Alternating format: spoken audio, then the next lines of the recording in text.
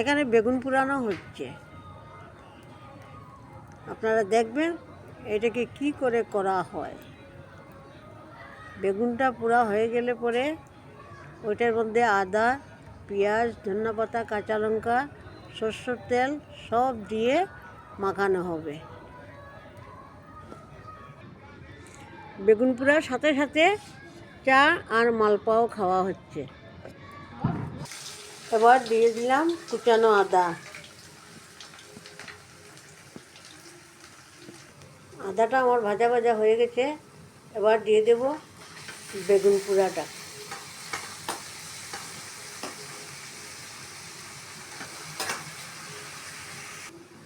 এবার দেব মাপ মতো লবণ,